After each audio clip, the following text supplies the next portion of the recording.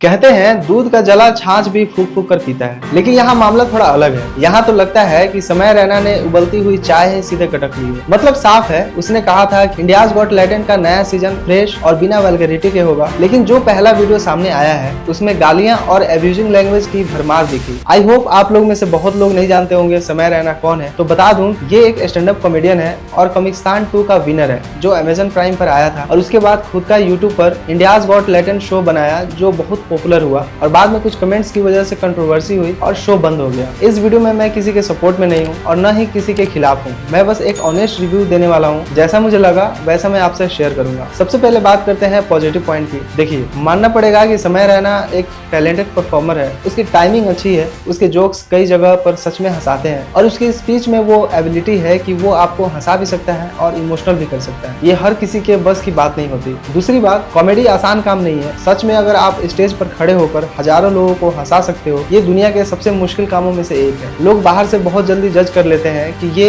ऐसा क्यों बोला, वैसा क्यों बोला, लेकिन जब तक बात बहुत नीचे गिरकर पर्सनल या बिलो दी बेल्ट नहीं जाती, तब तक कॉमेडी में थोड़ी छूट रहती है। आप कपिल शर्मा शो देख लो, वहाँ भी डबल मीनिंग बातें होती है, हल्की फुल्की खिंचाई भी होती है, लेकिन फिर भी उसे फैमिली शो कहा जाता है, क्योंकि उसमें एक लिमिट में रहकर इंटरटेनमेंट किया जाता है। और अगर हम जाकिर खान की बात करें तो उनकी कॉमेडी एक अलग लेवल पर है। आप उनके शो को अपने परिवार के साथ बैठकर देख सकते हो, मम्मी पापा भाई बहन सबके साथ। यही एक बैलेंस है जो कॉमेडी को और ज्यादा खूबसूरत बनाता है। अब आते हैं नेगेटिव पॉइंट पर। सबसे बड़ा इशू है ओवर वल्गैरिटी। कॉमेडी में थोड़ा बहुत मसाला चल सकता है, लेकिन जब हर दूसरी लाइन में गाली हो, हर बात में एब्यूजिंग टोन हो, तो वो एंटरटेनमेंट कम और असहजता ज्यादा पैदा करता है। दूसरी बात, किसी को डिसरिस्पेक्ट करना, कॉमेडी के नाम पर किसी की पर्सनल लाइफ या करियर को इस तरह से जज करना सही नहीं है। जैसे कि अमिताभ बच्चन और उनके बेटे को लेकर जो बात कही, वो सिर्फ एक जोक नहीं था, वो एक पर्सनल जजमेंट था। और हम कौन होते हैं ये तय करने वाले कि कौन सफल है और कौन नहीं। जहां तक बात है सक्सेस की, तो अभिषेक बच्चन ने कई सारे फिल्मों में काम किए हैं और अच्छा काम किए हैं। सबकी सक्सेस सिर्फ पैसा या पॉपुलैरिटी से नहीं नापी जाती। एक इंसान अगर सम्मान के साथ जिंदगी जी रहा है,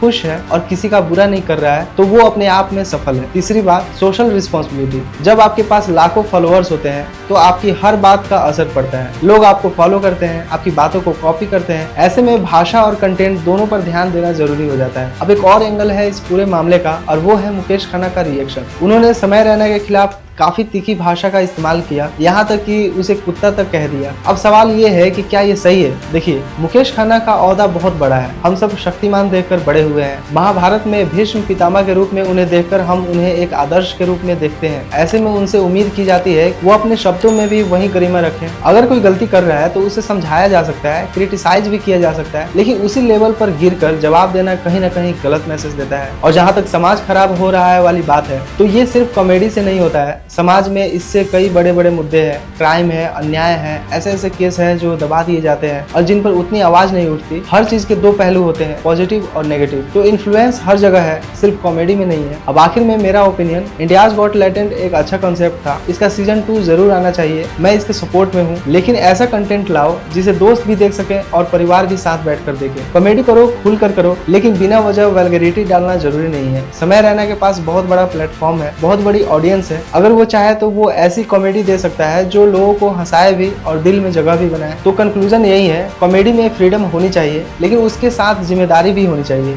लैंग्वेज पर थोड़ा कंट्रोल, दूसरे के लिए रिस्पेक्ट और कंटेंट में बैलेंस। अगर ये 3 चीजें आ जाए तो ये शो और भी ज्यादा हिट बन सकता है। आपका क्या ओपिनियन है इस पूरे मामले पर? कमेंट में जरूर बताएं। और अगर आपको ये वीडियो पसंद आए तो लाइक, शेयर और चैनल को सब्सक्राइब कर लें। मिलते हैं नेक्स्ट वीडियो में। धन्यवाद।